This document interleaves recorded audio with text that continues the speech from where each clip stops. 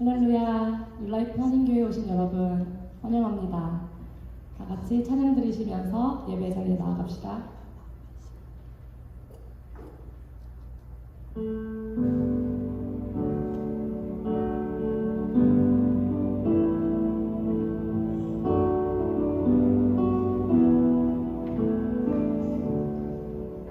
In Christ alone, my hope is found. He is my light, my strength, my song. This cornerstone, this solid ground, firm through the fiercest drought and storm. What heights of love, what depths of peace, when fears are still, with striving cease. My comforter, my all in all, here in the love of Christ I stand. There in the ground, His body lay, light of the world by darkness slain, then bursting forth in glorious day, up from the grave He rose again. And as He stands in victory, His curse has lost its grip on me. For I am His, and He is mine, bought with the precious blood of Christ. No guilt in life, no fear in death. This is the power of Christ in me. From life's first cry to final breath, Jesus commands my destiny. No power of hell, no scheme of man can ever call me from His hand till He returns or calls me home. Here in the power of Christ I'll stand. Here in the power of Christ I'll stand.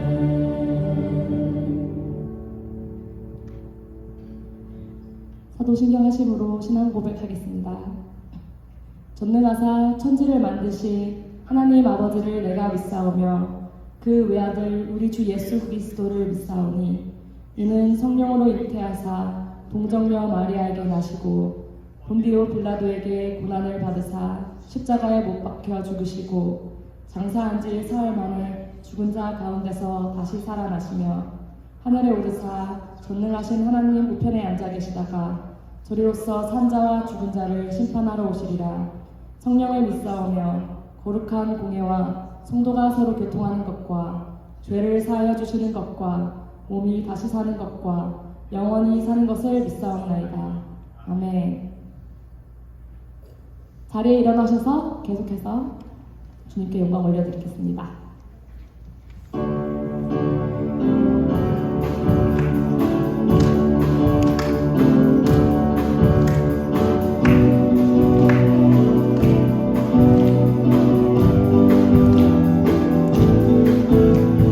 감사와 찬양 드리며 주 앞에 나가세 그 복을 매하신 주 이름 그의 성소에서 주를 찬양해 나팔 소리로 찬양하며 기뻐와 수금으로 거룩이 있는 모든 자마다 온 마음 다해 주를 높이세.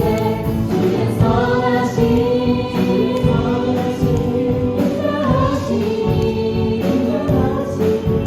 주의 선하심과 인자하심이 영원하시도다.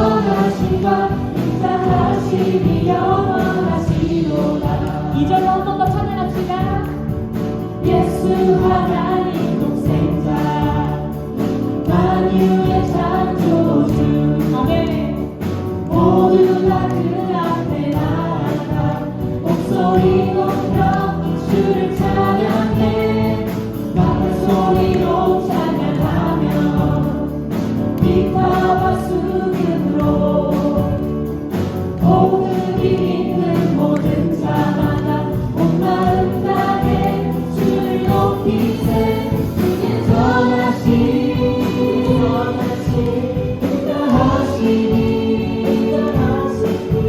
주의 선하심과 인자하심이 영원하시도다. 아멘. 주의 선하심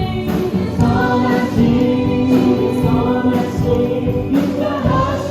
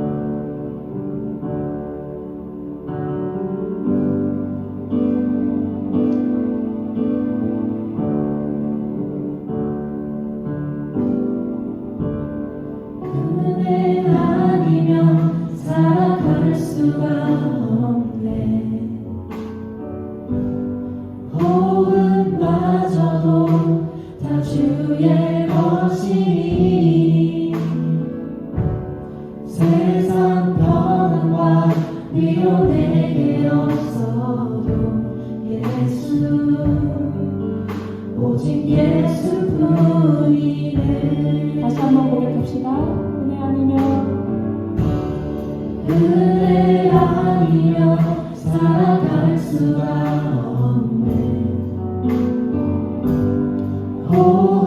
호흡마저도 다 주의 것이니 세상 평안과 위로 내게 없어도 예수 오직 예수뿐이네.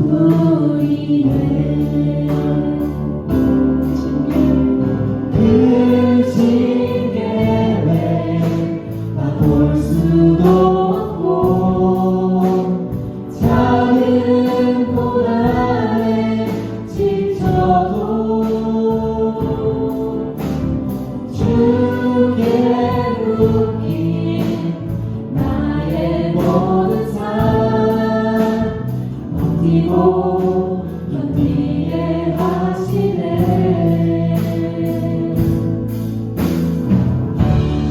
은혜 아니면 살아갈 수가 없네. 나의 모든 것 다 주께 맡기니 참된 평안과 위로 내게 주신 주 예수 오직 예수뿐이네. 같이 찬양합시다. 은혜 아니면 살아갈 수가 없네. 호흡마저도 다 주의 것이니 세상 평안과 위로 내게 없어도 예수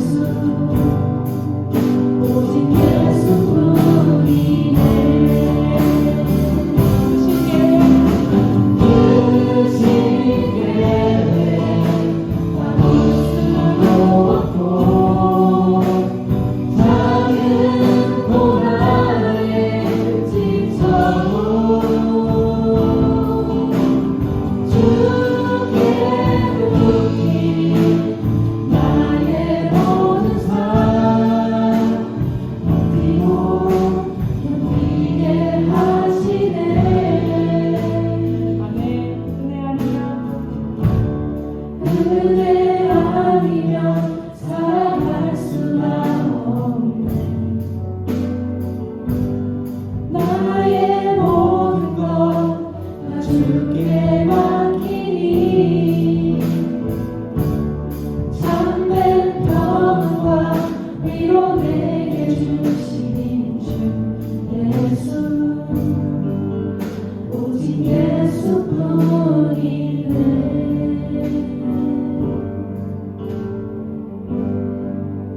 오직 예수뿐이네.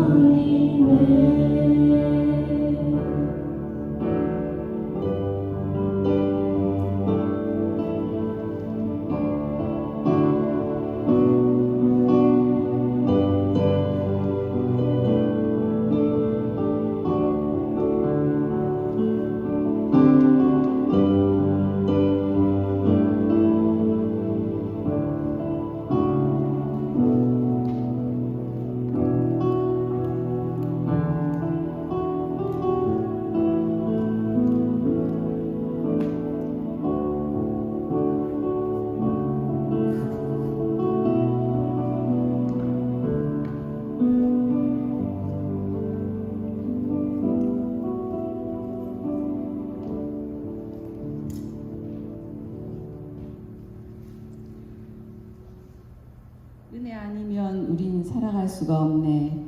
나의 모든 것 다 주께 맡기니 참된 평안과 위로 내게 주신 분 예수 오직 예수뿐이네. 아멘. 사랑과 은혜가 충만하신 하나님 아버지 감사합니다. 오늘도 예배의 자리에 모이게 하시고 하나님의 말씀을 듣고 그 뜻을 이루어 나갈 수 있도록 도우시고 함께 하시는 주님을 사랑합니다. 늘 변하지 않는 마음으로 주님께 순종하며 신실한 마음으로 주께 나아가길 원합니다. 우리의 믿음이 성장하게 하옵소서. 머무는 믿음, 항상 어린 믿음에서 벗어나게 하시고 우리의 마음과 생각이 주님을 향하고 주님께 초점을 둘 수 있도록 강건하게 하옵소서.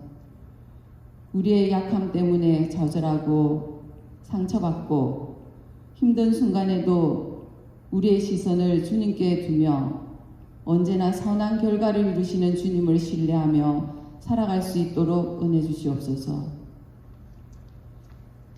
우리는 모두 서로 다른 종류의 아픔과 나약함을 지녔습니다.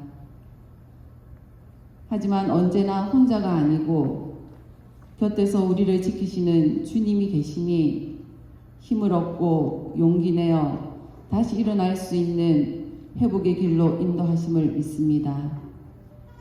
언제나 함께 하시는 임마누엘 하나님을 찬양합니다. 담임 목사님께 영육의 강건함을 주시고 사역에만 몰두할 수 있는 환경과 형편을 허락하여 주시옵소서. 하나님의 말씀을 전하는 권위와 능력을 주사 그 말씀이 우리에게 살과 피가 되는 역사가 이루어지게 하시고 그 말씀 속에 지혜를 얻게 하옵소서. 그래서 우리의 꿈이 젊은이들에게 주의 영이 임하여 꿈을 갖게 하시고 어깨를 펴서 한 보 더 일보 전진할 수 있는 그러한 희망을 허락하옵소서. 예배를 위해 이곳저곳에서 일하시는 성도들을 축복하시고 수고하시는 전도사님께도 하나님의 은총이 더하시길 기도합니다. 모든 것을 이루시는 주님, 함께 하시는 임마누엘 하나님의 능력을 믿으며 두려움 없이 나아가게 하옵소서. 이 모든 말씀 우리 주 예수님 이름으로 기도했습니다. 아멘.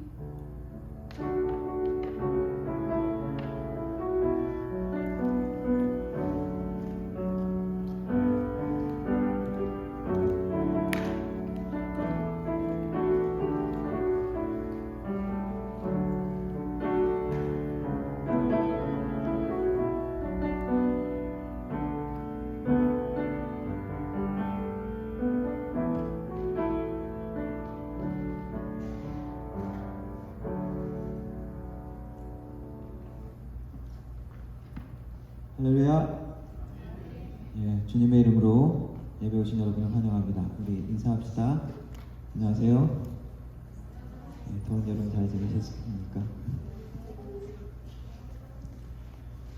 예, 지난주에 칼티스 레이크 여러분들 수고해 주셔서 무사히 잘 갔다 왔습니다. 수고해 주신 여러분, 특별히 성교 여러분들께 감사드리고요.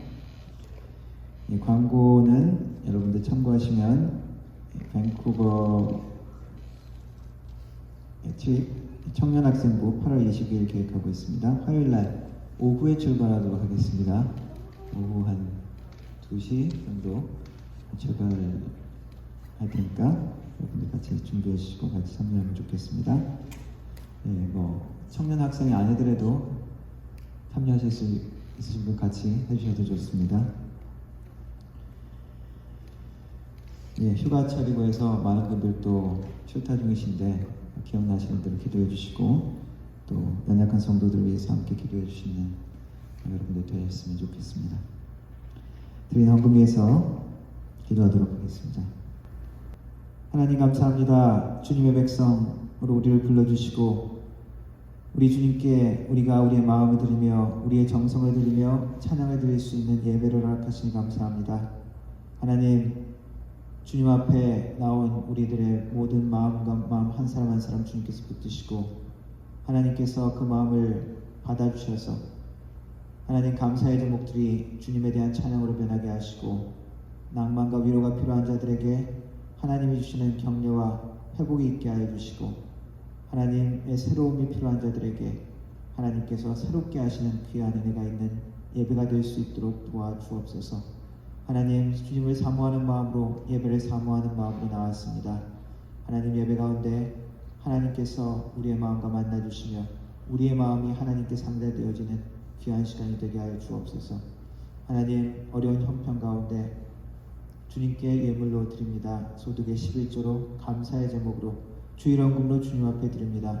손길 하나하나 축복하시고 하나님이 축복의 근원이심을 고백하고 드렸사오니 하나님께서 삶의 모든 필요를 채워주시되 영육간에 채워주시고 사업 가운데 가정 가운데 아버지 하나님 또한 모든 관계 가운데 하나님의 축복으로 만나주시고 모든 필요를 채워주실 줄 믿습니다.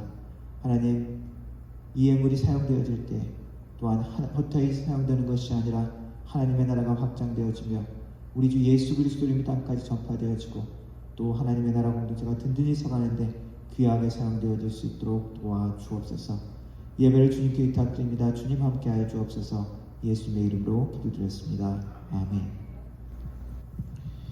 함께 일어나서 성경 말씀 보도록 하겠습니다. 오늘 2절 말씀입니다. 잠언 13장 14장 2절 말씀입니다. 화면에 나온 대로 한글로 읽고 영어로 읽고 한글로 읽고 영어로 읽고 한 목소리로 같이 한번 읽어보겠습니다. 지혜로운 자와 동행하면 지혜를 얻고 미련한 자와 사귀면 해를 받느니라. Walk with the wise and become wise. For companion of fools suffers harm. 너는 미련한 자의 앞을 떠나라. 그 입술에 지식 있음을 보지 못함이니라. Stay away from a fool. For you will not find knowledge in their lips. 아멘. 네, 앉아주시기 바랍니다. 네, 제가 이제 50이 넘었는데 52인데요. 53 돼갑니다. 근데 그런 이야기를 하더라고요. 50, 60, 50이 넘어가면 이제 자녀들이 다 자라서 이제 각자의 일들에 치중할 때고 점점 친구들을 잘 사귀어야 된다 그러더라고요. 친구들이 이제 없어진다는 겁니다. 그리고 같이 교제할 범위들이 이제 더 정형화될 수가 있다는 거죠. 굳어질 수가 있다는 거죠. 요즘 100세 시대라고 하는데 그래서 한 50쯤 되면 이제 자녀들이 다 출가하고 직장으로 떠나고 이렇게 되어지면 이제 남은 한 50년은 누구랑 살아야 됩니까? 이제 평생 남편 아내만 한 50년 동안 지겹게 봐야 된다고. 그래서 친구들을 잘 사귀어야 된다는 말이 있습니다. 친구라는 말은 한자 말로 친한, 오랫동안 사귀었던 아는 사람을 이야기하죠. 학교를 같이 오랫동안 다니면서 혹은 같은 일터나 조직에 같이 있으면서 오랫동안 같이 있게 되고 서로를 알게 되는 그런 사람들이 친구가 되기도 합니다. 근데 가깝게 오랫동안 잘 알지만 좋은 친구도 있고 그리고 별로 안 좋은 기억이 있는 친구들도 있을 것입니다.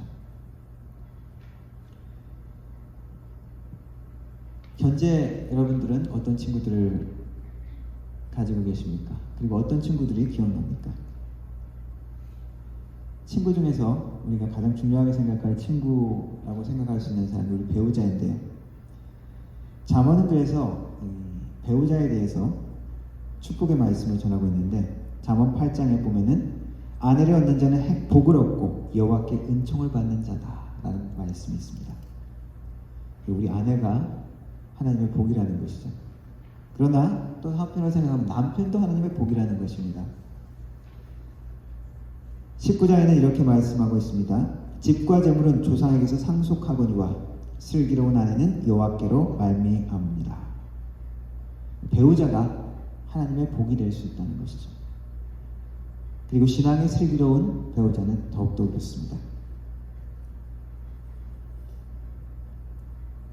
남편인지 아닌지, 남의 편인지 내 편인지, 적군인지 아군인지 의심되실 때가 있습니까? 셰익스피어가 이렇게 얘기했다고 합니다. 불성실한 친구를 둘 바에는 차라리 적을 만드는 것이 낫다. 그래서 좋은 친구의 의미가 아주 우리의 삶에 중요하다는 것입니다. 잠언에서는 교훈에 많은 교훈을 주는데 그 중에 많은 교훈 중에 하나는 인간관계에 대한 것입니다. 친구라고 할 수 있는 것이죠.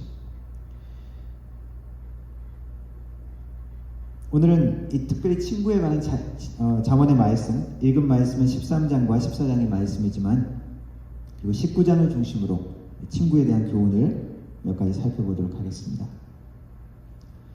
잠언 19장 시작하기 전에 18장 마지막 절이 이렇습니다. 많은 친구를 얻는 자는 해를 당하게 되거니와 어떤 친구는 형제보다 친밀하니라. 동의하십니까? 트위터나 뭐 요즘 온라인에 보면 친구들이 많이 있죠. 팔로워들이 많이 있습니다. 그 사람들이 다 나의 친구들일까? 그냥 아는 사람일 경우가 많이 있죠. 양보다 질이라는 말이 있습니다. 인간관계에서도 적용될 수 있는 말이라고 생각합니다. 성경은 충성스러운 친구에 대한 많은 교훈들을 주는데 대표적인 이야기 중에 하나는 다윗과 요나단의 이야기입니다. 사울 왕의 아들 요나단은 자신이 왕이 되는 것을 포기하고 그것보다도 자기의 사랑하는 친구 다윗을 위했던 사람입니다. 친구 다윗을 사랑하고 아꼈습니다. 자기 아버지의 악함을 알았고 하나님의 선한 계획이 다윗에게 있다는 것을 깨달았습니다. 그것을 알고는 위협을 무릅쓰고 자기의 친구 다윗을 보호하고 지켰죠. 이러한 충성스러운 친구가 하나라도 있다면 정말 행복한 것입니다. 아무리 많은 사람을 알아도 정말 어떠한 상황이든지 나에게 함께 해주고 나를 생각해주고 나를 사랑하고 위해주는 그러한 존재가 있다는 것은 하나님의 귀한 선물입니다. 우선 우리 가족들이 그럴 거고요. 배우자는 하나님이 주신 그런 귀한 존재들입니다. 그러나 배우자 이외에 우리가 다른 관계에서 이런 친구의 존재가 있다는 것은 우리 인생에서도 아주 큰 축복이고 하나님이 주시는 은혜라고 할 수 있습니다. 영국의 옥스퍼드 대학의 로빈 던바라는 사회성 연구의 최고 권위자 교수가 있답니다. 이분이 책 프렌즈라는 제목으로 책을 쓰는데 그 안에 이제 우정의 원이라는 도표가 있습니다. 도표를 보면은 자기가 대충 그냥 아는 사람이 한 5,000명까지 될 수 있다고 그래요. 그리고 이름을 아는 사람은 1,500명까지 될 수 있다고 하는데 뭐 저한테는 좀 불가능한 얘기일 것 같은데 한 500명을 지인이라고 그냥 분류를 합니다. 어떤 기준인지 제가 그 책을 안 읽어봐서 정확하게 모르겠는데 그리고 친구라고 분류하는 사람이 한 150명, 그 중에 좋은 친구 한 50명, 절친 5명, 그리고 내가 진짜 속 터놓고 내 자아까지 그렇게 다 드러내고 같이 할 수 있는 친구는 1.5명으로 조사를 했습니다.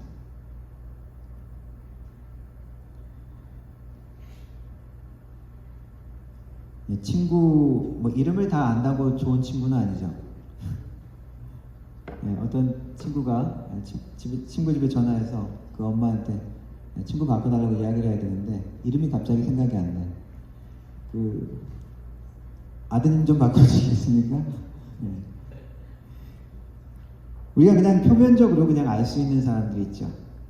그냥 이름 정도 알 수 있는 사람, 친구라고는 이야기하지 않겠죠. 그러나 조금 더 관계가 있다면 친구라고 이야기합니다. 뭐 학교에서 그냥 있는 아는 사람 친구라고 다 이야기를 하잖아요. 친구는 잘 사귀어야 하죠. 가까울수록 영향을 미치고 영향을 받기 때문입니다. 그래서 친구를 습관에 비유하기도 합니다. 좋은 습관, 나쁜 습관. 어떤 습관을 우리가 갖게 되는 것은 어떻습니까? 처음에는 내가 선택해서 합니다. 그렇죠? 내가 선택해서 그 친구를 사귀기도 하고 선택해서 내가 술을 마시기 시작할 수도 있는데 근데 나중에는 그것이 더 가까워졌을 때는 내가 선택을 바꾸기가 힘들죠. 술을 끊기 힘듭니다. 한번 맺은 관계들 끊기가 쉽지 않을 때가 많습니다. 좋은 연애 연구소라는 데가 있습니다. 김지훈 소장이라는 분인데 이분이 이야기하는 손절해야 되는 친구 유형. 첫 번째, 돈에 너무 계산적인 친구. 조금 정이 떨어질 수 있습니다. 두 번째, 공감지수 제로. 뭐 어려운 거 힘든 걸 이야기했는데 공감을 안 해주고 잔소리만 한다면 정 떨어지겠죠. 그리고 세 번째, 계속 자기 자랑만 하는 친구. 예. 별로 그렇게 같이 있고 싶어 하지 않을 수 있습니다. 네 번째, 필요할 때만 연락하는 친구. 예. 저한테도 어떤 분이 꼭 필요할 때만 연락하시는 분이 있습니다. 뭐 그럴 수도 있지만 그런 면만 보이면은 친구 관계가 오래되기 힘들죠. 그리고 또 이분이 또 연애에 관련된 그 상담을 많이 하는 분이라서 다섯 번째는 연애할 때 연락 주셔야 되는 친구. 그리고 여섯 번째, 가벼운 일. 속내 것을 이야기하는데 너무 쉽게 그게 다른 사람한테 퍼져 있으면 또 충격이 되겠죠. 그리고 일곱 번째, 내 애인을 유혹하는 친구. 뭐 이렇게 이야기를 합니다. 잠언의 이 구절, 금방 읽은 이 구절, 많은 친구를 얻는 것은 해를 당하게 될 거지와 어떤 친구는 형제보다 친밀하니라. 이 구절의 의미는 많은 친구를 가진 것이 나쁘다는 의미가 아니죠. 이 구절만 딱 그냥 강조해가지고 그렇게 해석을 한다면은 성경을 제대로 못 보는 것이죠. 이 말은 표면적이고 형식적인 관계는 만들기가 쉽지만 정작 내가 필요하고 도움이 되는 관계를 만들기는 어렵다는 것이죠. 그래서 믿을만하고 신실하고 충성스러운 친구 관계를 만들기 위해서 노력해야 되고 그 관계가 있다면 그것은 축복인 것입니다. 당연히 어려울 때, 힘들 때, 곤란할 때도 함께 있어주는 사람이 참된 친구라고 할 수 있죠. 그런 친구가 있을 때 우리는 힘든 순간이 와도 어려운 순간이 와도 견뎌낼 수 있습니다. 그런 친구가 많이 없는 사람은 견뎌내기 힘들죠. 그런 의미에서 많은 친구보다 배반하지 않는 참된 친실한 친구 하나를 구하라는 의미입니다. 그런데 이 친구는 상대방이 나를 좋아해서 나에게 친구가 되어주는 경우도 있지만 대부분은 상대적인 것입니다. 그죠? 내가 좋은 친구로 그 사람에게 반응할 때 또 그 사람도 나에게 계속 좋은 친구로 나에게 남아있을 수 있습니다. 그리고 대부분이 우리는 먼저 좋아해주면 그 사람도 나를 좋아해 주는 경우가 대부분입니다. 친구를 만들기 쉽다는 것이죠. 잠언 19장 4절, 좋은 친구를 우리가 찾기보다 좋은 친구가 되라는 의미의 말씀이 있습니다. 19장 4절 말씀입니다. 재물은 많은 친구를 더하게 하나 가난한 즉 친구가 끊어지느니라.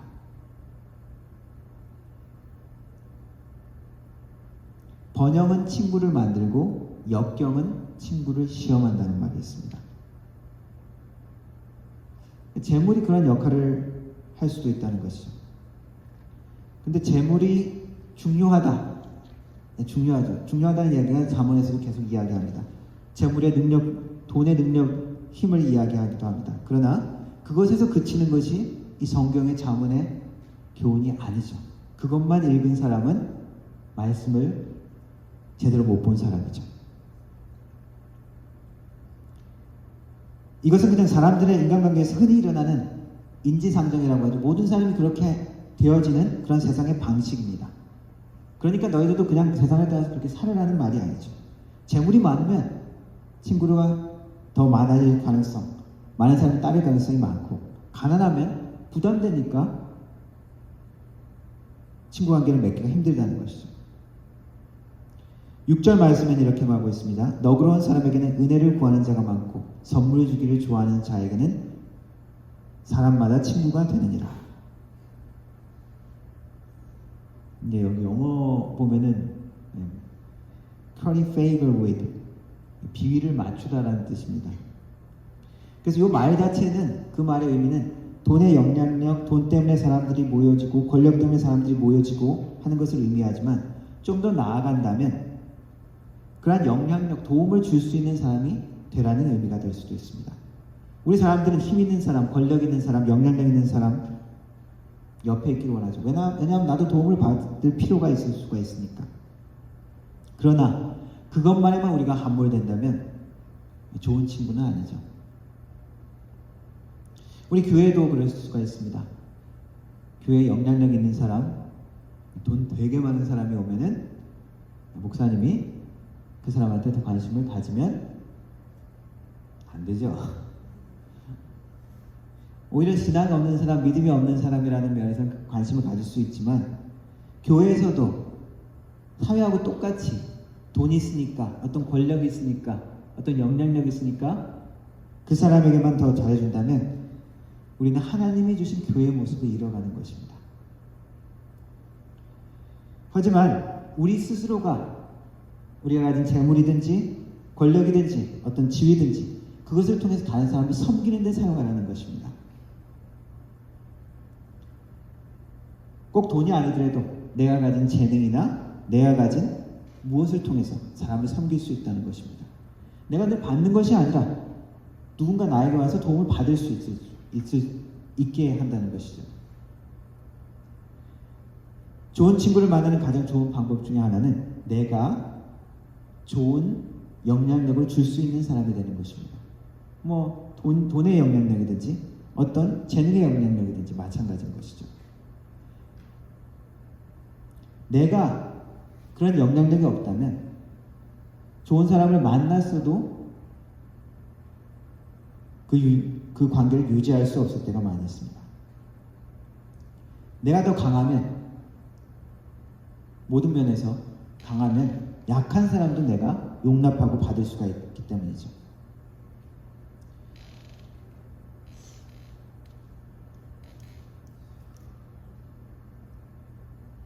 또 좋은 친구에 대한 교훈 19장 5절부터 9절. 거짓과 악함에 동참하지 말아야 합니다. 5절 말씀은 거짓 증언은 벌을 면하지 못할 것이요 거짓말하는 자도 피하지 못하리라. 잠언의 계속적인 경고 중에 하나는 거짓 증인입니다. 구약의 율법에도 거짓 증거에 대한 경고가 많이 있죠. 십계명을 설명하는 데도 나와 있습니다. 거짓 증인. 억울한 사람을 만드는 것이죠. 왜 거짓으로 증언을 하게 될까요? 두려워서, 그죠? 그리고 무언가 이득을 얻기 위해서 거짓 증언을 할 수가 있습니다. 넷플릭스 DP라는 그 한국 드라마가 있는데 군 탈영자를 체포하는 이야기입니다. 한국에 예전에 임병장 사건, 윤일병 사건을 모티브로 제작됐다고 합니다. 임병장 사건은 무엇이냐 하면은 병장인데 제대로 3개월 앞두고 총기 난사를 하고 탈영을 했죠. 사망자가 5명이고 부상자가 7명. 윤일병 사건은 선임들이 부임을 구타해서, 얘기를 들어보면 그냥 고문해서 말하자면 죽여버리는 거죠. 그런데 이 모든 사건들을 보면은 사건 자체도 문제지만 사건이 일어난 이후에 그것을 이 군에 관계된 사람들이 다 은폐하려고 하는 거죠. 거짓 증언을 하는 것입니다. 말하자면. 왜냐하면 그 책임이 드러나면은 자기가 그 책임을 지고 불이익을 당하기 때문에 무마하는 것이죠. 조직적인 그런 문제가 있음에도 개인적인 문제로 몰고 가서 은폐하고 축소하게 되는 거죠. 우리가 살다 보면 두려움이 있을 수가 있습니다. 유혹이 있을 수가 있습니다. 저도 그 상황을 보면서 과연 내가 저 상황이면은 그 마지막에 보면은 이렇게 중요한 정보를 이렇게 법정에 막 몰래 가져가는 그런 이야기가 있습니다. 야, 그 불이익을 감수하면서 그런 일을 할 수 있을까? 군 기밀 유출이 되기 때문에 우리도 두려움과 유혹 가운데 움츠러들 때가 많이 있습니다. 그럴 때일지라도 우리는 성경의 약속을 되새겨야 합니다. 우리의 삶을 지키는 것이 하나님의 지혜라는 그 말씀을 우리는 붙들어야 됩니다. 잠언 초반에 2장은 지혜가 우리를 지킨다는 말씀이 있습니다. 잠언 2장 10절에 곧 지혜가 내 마음에 들어가며 지식이 내 영혼을 즐겁게 할 것이요 근신이 너를 지키며 명철이 너를 보호하여 악한 자의 길과 패역을 말하는 자에게서 건져내리라. 하나님의 약속을 우리는 믿고 나갈 수밖에 없는 것입니다.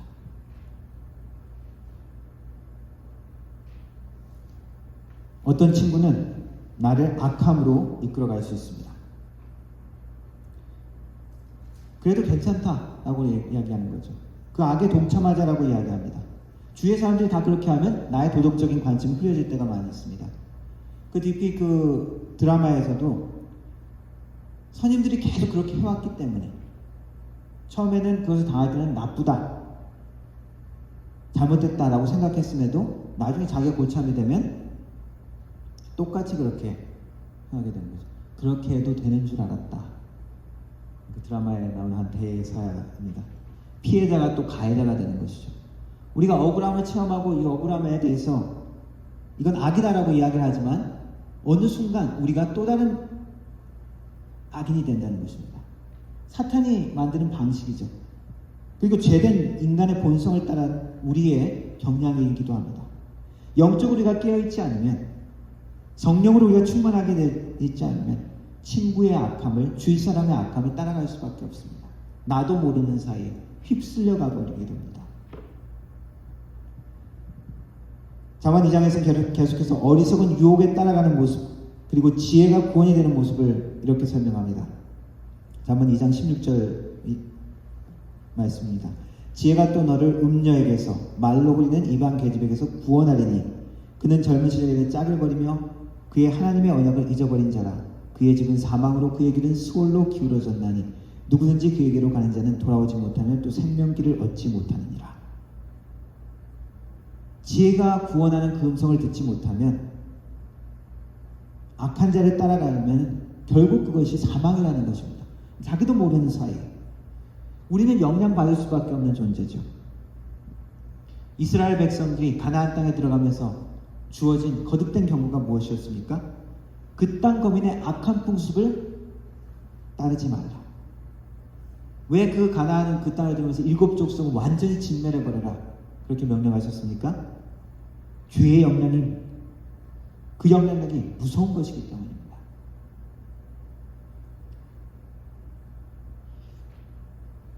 뭐 조류독감 뭐 그런 거 일어나면 뭐 짐승들이 다 죽어버리잖아요. 근데 죽기 전에 그게 한번 퍼졌다 그러면 어떻게 합니까? 아깝더라도 다 살처분해버리죠. 죄의 영향력이 그만큼 무섭다는 것입니다. 그래서 성경은 악한 자와 함께하지 말라고 거듭해서 경고합니다. 잠언 4장 14절에도 이렇게 말씀하고 있습니다. 14절부터 17절. 사악한 자의 길에 들어가지 말며 악인의 길로 다니지 말지어다. 그의 길을 피하고 지나가지 말며 돌이켜 떠나갈지어다.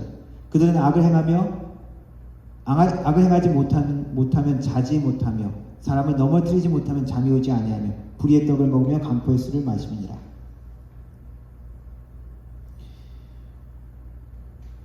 그러나 우리는 영향력을 받을 수밖에 없는 존재죠. 우리 부모님께 영향을 받고 배우자에게 영향을 받고 내가 속한 조직에게 영향을 받습니다. 그래서 어떤 관계는 아픔을 무릅쓰고 끊어버려야 하지만 어떤 관계는 끊을 수가 없죠. 그러나 어떻게 해야 된다는 것입니까? 그 악함에 동참하지 말아야 된다는 것입니다. 악함은 계속 우리에게 유혹합니다. 잠언 9장에 도둑질한 물이 달고 몰래 먹는 떡이 맛있다 하나. 야, 괜찮아.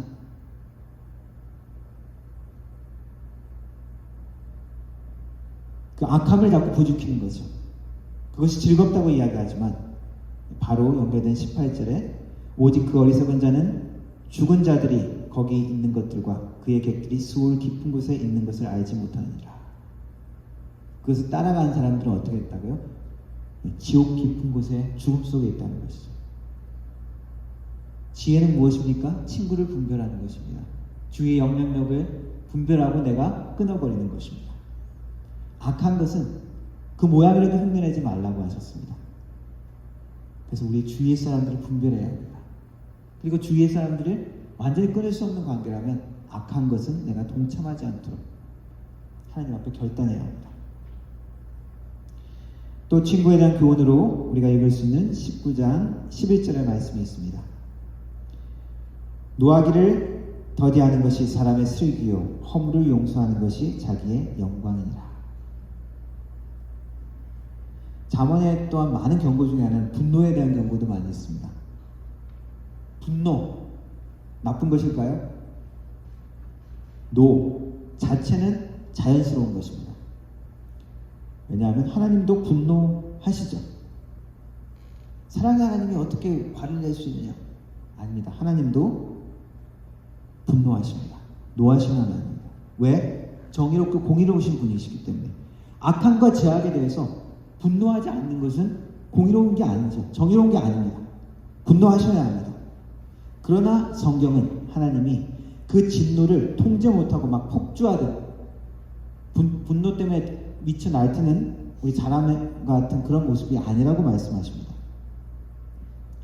출애굽 과정에서 이스라엘이 얼마나 많이 하나님을 배반하고 원망하고 대적했는지 민수기 14장은 이렇게 설명합니다.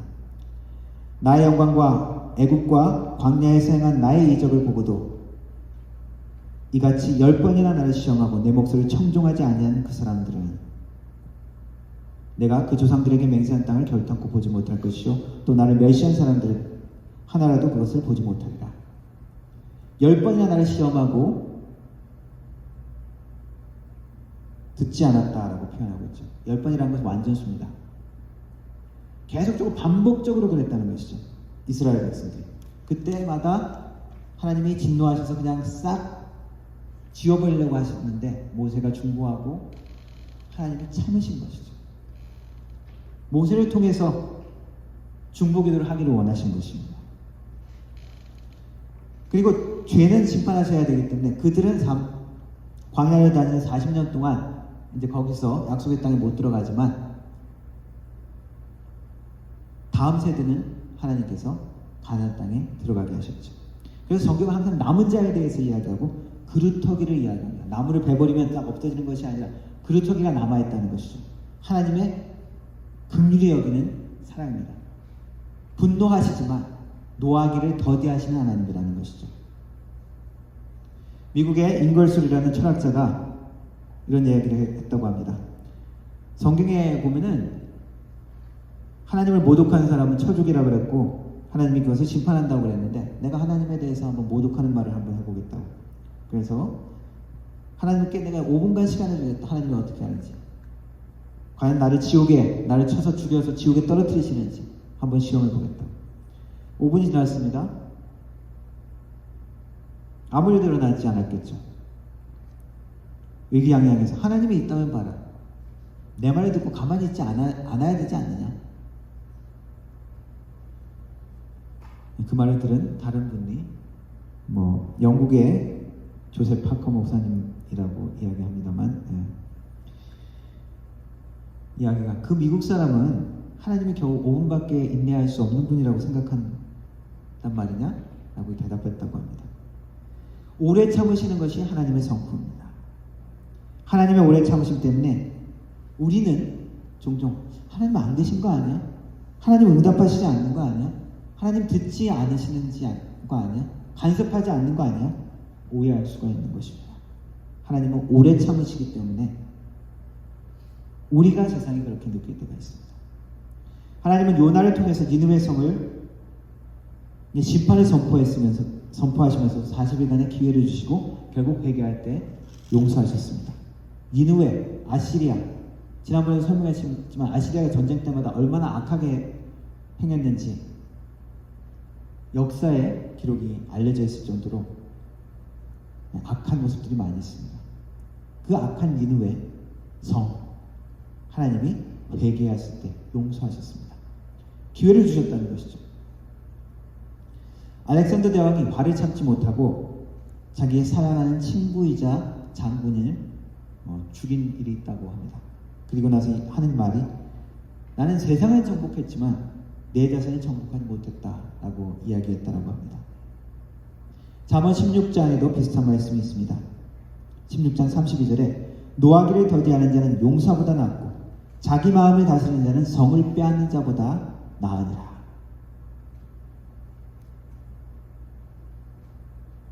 자기를 통제하는 것, 분노를 통제하는 것, 위대한 사람일 수 있다는 것이죠. 최근에 우리 분노 조절이 잘 안 돼서 막 범죄 사건들이 일어나는 것들을 마주 접합니다. 근데 진짜 분노 장애는 정말 자기가 위험한데도 그걸 통제 못하는 것이 진짜 분노 장애라고 하더라고요. 우리들이 보통 하는 것은 분노 장애라고까지는 할 수 없다는 것입니다. 왜냐하면 아무리 우리가 화나고 뭐 진짜 열받는 일이 있더라도 어떤 중요한 사람에게 전화가 왔다. 화난 그대로 우리가 전화를 받지 않죠. 나름대로 우리가 통제를 하죠. 나름대로 부드럽게 정정하게 받으려고 하죠. 우리가 통제할 수 있는 부분이 있다는 것입니다. 잠언 14장 17절 노하기를 속히 하는 자는 어리석은 일을 행한다. 그렇죠? 잠언 15장 18절 분을 쉽게 내는 자는 다툼을 일으켜도 노하기를 더디하는 자는 시비를 그치게 하느니라. 무엇이 지혜인지 알려줍니다. 잠언 29장 11절 어리석은 자는 자기 노를 다 드러내어도 지혜로운 자는 그것을 억제하느니라. 잠언 12장 16절 미련한 자는 당장 분노를 나타내거니와 슬기로운 자는 수욕을 참느니라. 수치를 당하거나 그러면은 억울해서 우리가 분노하기 쉽습니다. 그러나 슬기로운 자는 그것을 참아낸다는 것이죠. 잠언 19장 11절 노하기를 더디하는 것이 사람의 슬기요 허물을 용서하는 것이 자기의 영광이니라. 결국 우리가 노를 컨트롤하면서 그리고 하나님의 용서, 하나님의 마음을 배우는 그것이 지혜로운 방법이라는 것입니다. 우리의 친구 관계에서도 화를 그대로 표현하면, 우리가 가족 관계에서도 화를 그대로 표현하면 순간은 시원할 수 있습니다. 그러나 대개는 그것 때문에 누군가 또 다른 사람이 더 고통스럽게 되어지고 또 그 화가 또 그냥 풀리는 것이 아니라 더욱더 늘어날 때가 많이 있습니다. 몸에도 무리가 간다고 이야기하더라고요. 그러나 화를 삼키지도 말라고 이야기합니다. 삼키면 어떻게 됩니까? 꼭 참으면 그냥 몸에서 병이 되어지죠. 화를 삼키면 화가 나를 삼키게 된다고 표현합니다. 화를 뱉으면 관계가 깨어지고 화를 삼키면 내가 깨어지고 어떻게 해야 된다는 겁니까? 성경은 하나님께 고백하라고 이야기합니다. 내가 화가 났음을 인정하면서 하나님 앞에 나아가라는 것이죠. 하나님 앞에 풀어놓으라고 이야기하는 것입니다. 다윗의 시편을 보십시오. 얼마나 다윗이 많은 상처와 좌절과 불안감과 분노 가운데 있었는지 시편을 보시면 많이 나와 있습니다. 그것을 하나님께 다 토해내는 것이죠. 그 다윗의 기도를 보면은 그 분노 가운데 그 하는 기도를 보면은 어떤 것은 끔찍하죠. 하나님, 저 원수의 대가 끊기게 하시고 뺨을 치시고 그래서 이빨이 다 부러지게 하시고 그 자녀들이 빌어먹게 해주십시오. 그러나 그 분노를 하나님 앞에 정직하게 드러내놓고 고백하고 났을 때 하나님께서 그 마음에 채워주시는 일이 일어납니다. 하나님께 고백하고 하나님께 의지하면서 나아갈 때 하나님이 바꿔주신다는 것이죠. 화가 나면 10가지 하면 세워보라 그러죠. 진짜 화가 나면 100가지 세우라고 이야기합니다. 그래도 화가 나면 계속 세라고 이야기합니다.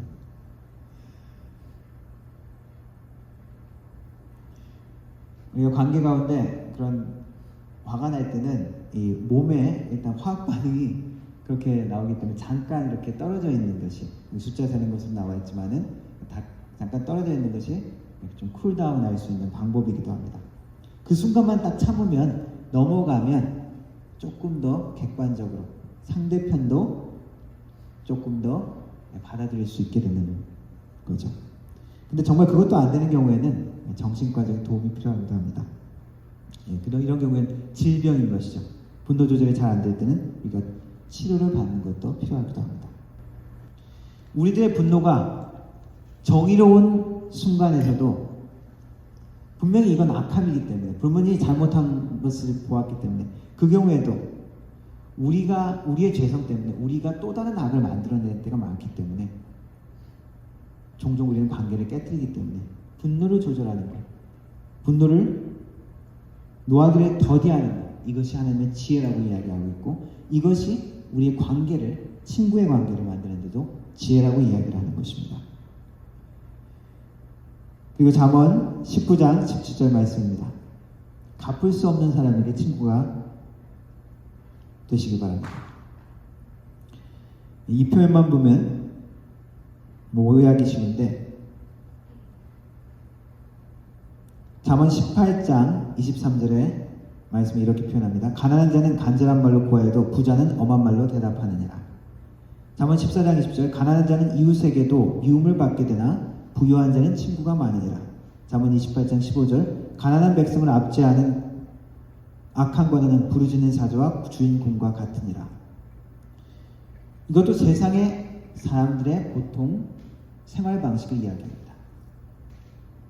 하나님이 말씀하시는 것은, 잠언에 이 말씀이 있는 것은 가난한 자가 간절히 구하여도 잘 듣지 않고 부자가 엄한 말로 대답하는, 너희도 이렇게 살아도 된다는 이야기가 아닙니다. 그것을 그대로 받아들이라는 것이 아닙니다. 우리 마음속에 당연히 드는 생각일 수가 있습니다. 가난한 사람 무시하기 쉽고 또 외면하고 싶은 것이 우리의 마음일 수가 있습니다. 당연히 들 수 있는 마음을 그대로 살지 말라고 이야기하시는 것입니다. 17절 말씀입니다. 가난한 자를 불쌍히 여기는 것은 여호와께 구워드리는 것이니 그의 선행을 그에게 갚아주시리라.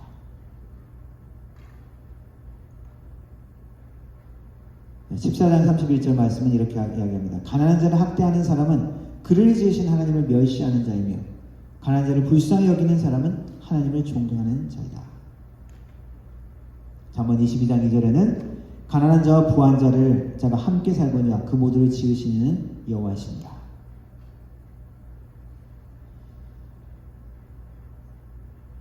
어떤 분이 좀 형편이 좀 어려운 분인데 자녀를 결혼시킵니다.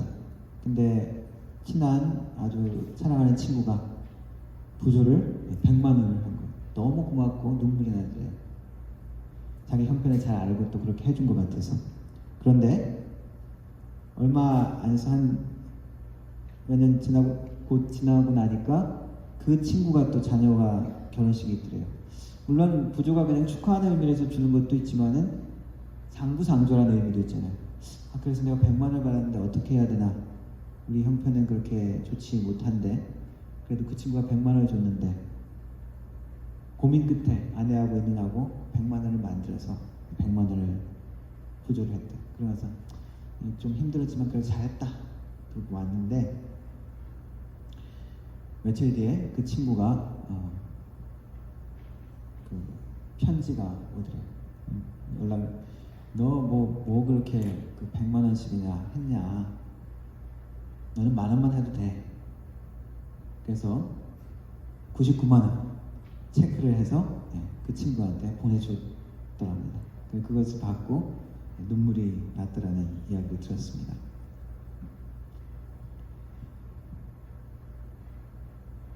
여기 가난한 자는 돈에 대한 이야기지만 대표적인 우리 삶의 어떤 자원에 대한 이야기지만 여러 가지 면에서 우리가 가난한 사람이 있을 수가 있습니다. 가난한 자를 학대하는 사람은 하나님을 멸시한다고 이야기했습니다. 하나님의 지혜를 가진 사람은 이 어려운 사람, 약한 사람, 부족한 사람에게 하는 것이 하나님께 하는 것이라는 것을 깨닫는 사람입니다. 그 가난한 사람을 불쌍히 여기고 어려운 사람을 돌봐주는 것이 하나님을 존경하는, 하나님을 경외하는 사람이라고 이야기하고 있습니다. 지혜로운 삶이 되기를 원하십니까? 지혜로운 친구를 갖기를 원하십니까? 지혜로운 친구가 되기를 원하십니까? 우리가 이 모든 관계 가운데서 하나님의 지혜가 무엇인지 우리가 먼저 깨우쳐야 합니다. 악한 것을 분별해야 하고요. 그리고 세상의 방법이나 세상의 지혜 같은 말을 따라가는 것이 아니라 하나님이 원하시는 지혜가 무엇인지, 그리고 하나님의 약속을 내가 붙들고 때로는 두려워도, 때로는 내가 손해볼 것 같지만, 때로는 내가 아파도 하나님의 약속과 방법대로 나아가는 것입니다. 그렇게 할 때 나는 지혜로운 친구가 되어줄 수 있고, 나는 지혜로운 친구를 만날 수가 있습니다.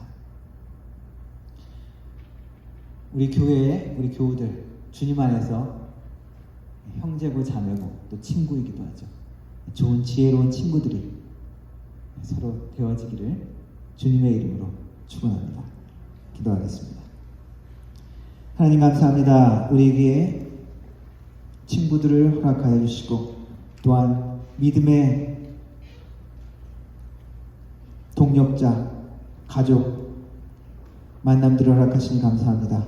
하나님, 우리의 삶 가운데 악을 따라가는 것이 아니라 하나님 우리에게 분별의 눈을 허락하시고 하나님의 성령의 충만함을 허락하셔서 악함에 따라가지 말게 하시고 지혜롭게 우리의 친구들을 분별하며 사귈 수 있게 하여 주시고, 또한 끊을 수 있게 하시고, 또한 내가 지혜로운 친구가 되어줄 수 있도록 도와주옵소서.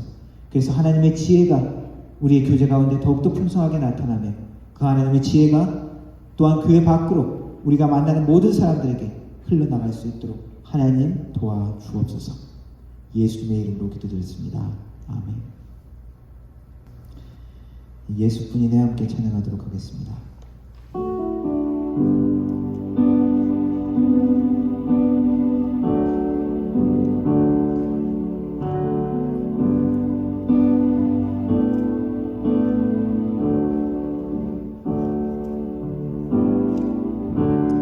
은혜 아니면 살아갈 수가 없네. 도움마저도 다 주의 것이니 세상 평안과 위로 내게 없어도 예수,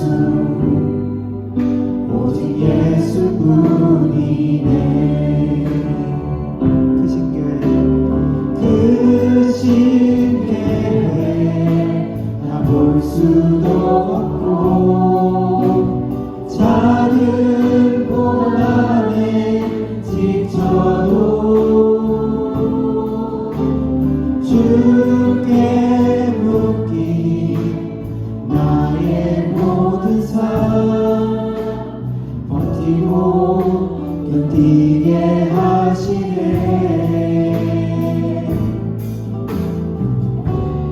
은혜 아니면 살아갈 수가 없네. 나의 모든 것 다 주께 맡기니 참된 평안과 위로 내게 주신 주 예수, 오직 예수뿐이네.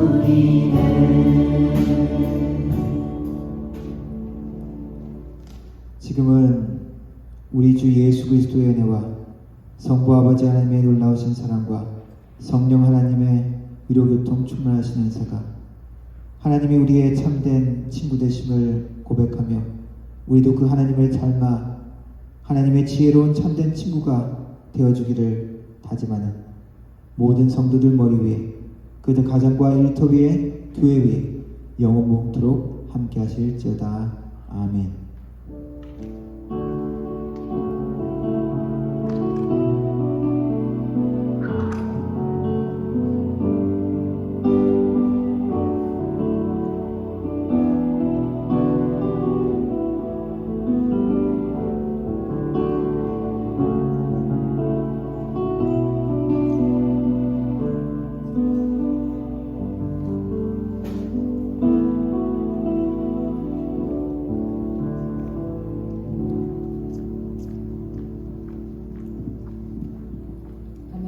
예배를 마쳤습니다. 이번 한 주간도 승리하는 한 주 되세요.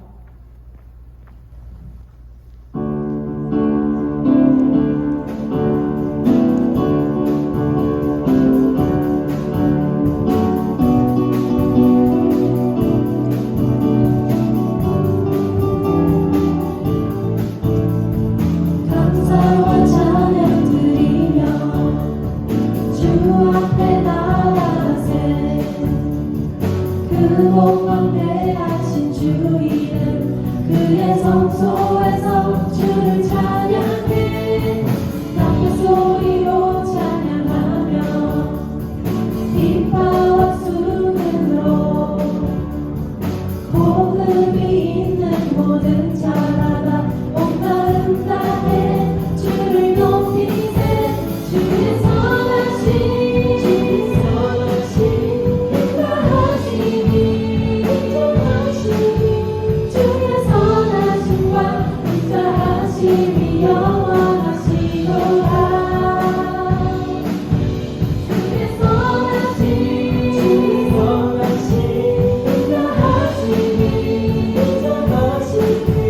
주의 선하심과 인자하심이 영원하시도다